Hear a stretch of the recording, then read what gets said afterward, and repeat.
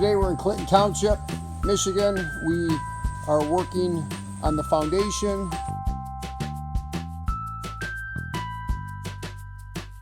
The foundation was sagging, so we went underneath this crawl space and we created new support.